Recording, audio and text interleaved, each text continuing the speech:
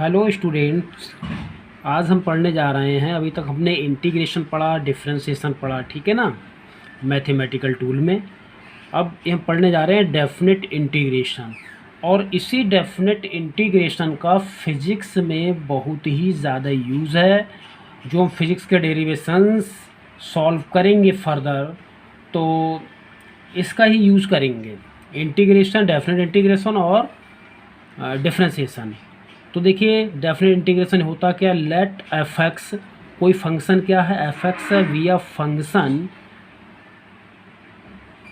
Late F X be F function, कोई function जो है वो एफ एक्स है, ठीक है, डिफाइंड ऑन ए और बी, जो ए और बी के अंडर में डिफाइन किया जाता है। कोई फंक्शन एफ एक्स है जो ए और बी के अंडर में डिफाइन किया जाता है, ए और बी पर डिफाइन किया जाता है। If integration of function F X D x, integration of function F X D x का जो इंटीग्रेशन होता है वो हो जाता है हमारा कैपिटल एफ और एक्स। और तो ये किस पे डिफाइन किया जा रहा है, इस पर डिफाइन हो रहा है। तो जो हमारा वैल्यू होगा वो हो जाएगा F B minus F A, मतलब जहाँ पर एक्स है वहाँ पर एक बार वी को पुट करेंगे और जहाँ पर फिर माइनस एक बार ए के लिए पुट किया जाएगा। One time is B and second time is A, minus is called the definite integral.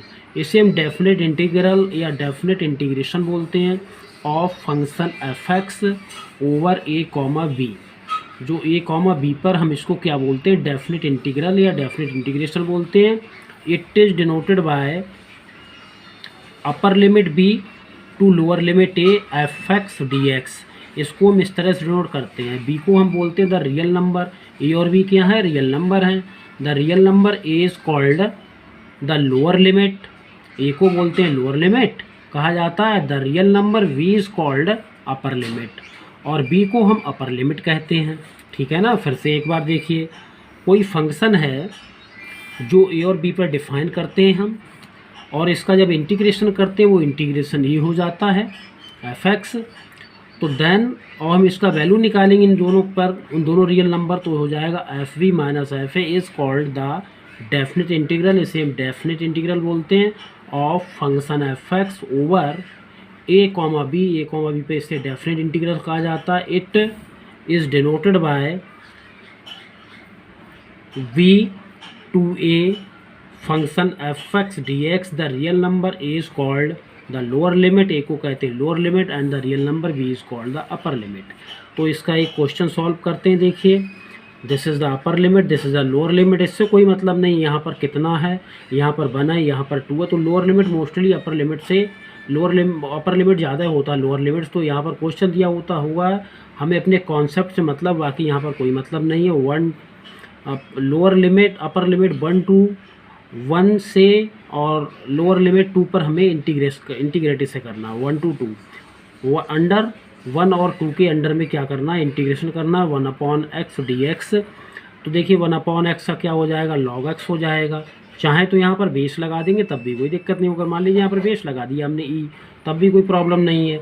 अब हम लिमिट अप्लाई करेंगे, तो अपर लिमिट log x जगह पे क्या आएगा, upper limit 1 minus log x जगह पे क्या आएगा, लोअर लिमिट। अब देखिए लोअर लिमिट क्या है 2। अब हमारा एक फार्मूला होता है log a minus log v, तो इसको क्या लिख सकते हैं, log a अपॉन b, मतलब डिवाइड वाला फार्मूला है। तो यहाँ पर आ जाएगा 1/2, यही इसका आंसर हो गया, ठीक है ना। तो इससे कोई मतलब नहीं, इसे बोलते हैं यहाँ पर अपर लिमिट क्या है 1 क्या है, अपर लिमिट क्या है 1, और लोअर लिमिट कितना है, लोअर लिमिट कितना है 2। क्लियर है ना। तो इसी लिमिट के अंडर में हम इसको इंटीग्रेट कर देते हैं। ओके, अब नेक्स्ट देखिए हमारा π/3 π/6, अपर लिमिट π/3, लोअर लिमिट π/6। π/3 में से इसको हम डिग्री में चेंज करेंगे तो 180/3 कितना डिग्री आ जाएगा, 60 डिग्री। Clear, okay. और ऐसी π/6 180/6 डिग्री में चेंज करेंगे 30 degree. This is 30 degree. Okay, तो upper limit π/3, lower limit π/6, tan x dx, tan x का क्या हो जाएगा log sin x। अब लिमिट अप्लाई करेंगे log x जगह पे हम अप्लाई करते हैं sin, in place of x will be π/3 minus lower limit log sin in place of x π/6। तो देखिए sine log sin in place of pi 180, इसको डिग्री में चेंज कर लिया जैसे क्लास 10th में करते थे, minus log sin in place of pi 30, फिर इसको डिग्री में चेंज कर लिया, इसको आप अच्छी तरीके से जानते ही होंगे। तो log sin 60 minus log sin 30। अब फिर से वही फार्मूला बन गया log a माइनस b वाला। तो sin 60 का वैल्यू क्या होता है, sin 60 का वैल्यू आप सभी जानते हैं, √3/2 होता है। और sin 30 का वैल्यू कितना होता है 1/2। ओके, तो वही हमने लिख लिया sin 60 √3/2 और इसका वैल्यू 1/2। फिर हमने log a माइनस बी का मतलब log a upon log b, log a √3/2, b means 1/2। तो देखिए log, अब क्या करेंगे log a अपॉन b, ये 2 कहाँ पलट के पहुँचेगा ऊपर, तो √3/2 इंटू 2 से 2 को हमने कर दिया डिवाइड। ठीक है, तो इसका आंसर ये आया। तो लिखने का जो तरीका है, लिखने का तरीका हमने स्टार्ट कहाँ से किया, ये यहाँ से स्टार्ट किया है। तो जो लिखने का तरीका हमारा होना चाहिए, जो लिखने का फॉर्म हमारा इस तरह से होना चाहिए, integration of π/3, integration upper limit π/3, lower limit π/6, tan x dx, log और कितना बचेगा √3। तो ये हमारा लिखने का तरीका है।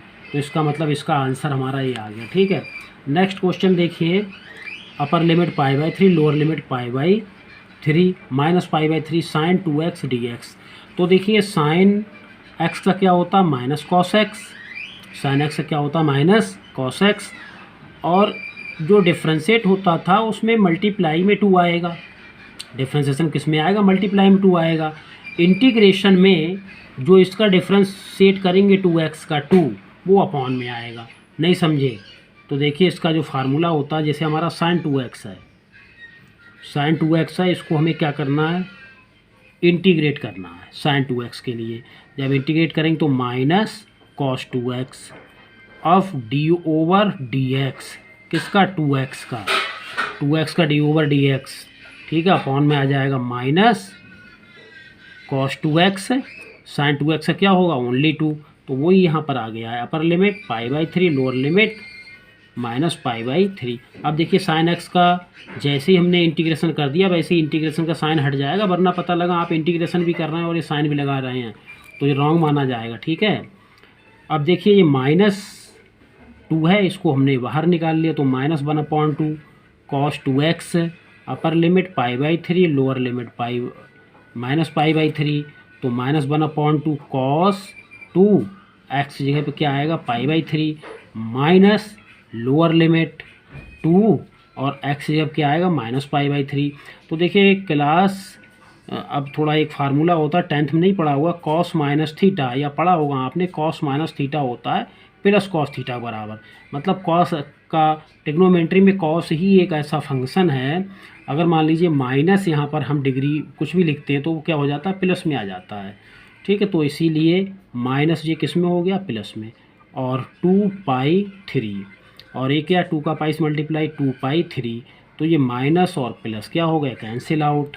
ठीक है, तो हमारा आ गया -1/2, और ऐसे कैंसिल होते हैं तो क्या आएगा 0 आ जाएगा, तो -1/2 का 0 से मल्टीप्लाई होगा, तो ये हमारा आंसर आया है। किसका आंसर आया था इसका, तो हमने क्या लिख लिया integration of under limit π/3 minus π/3 sin 2x dx का क्या हो गया 0। Thank you.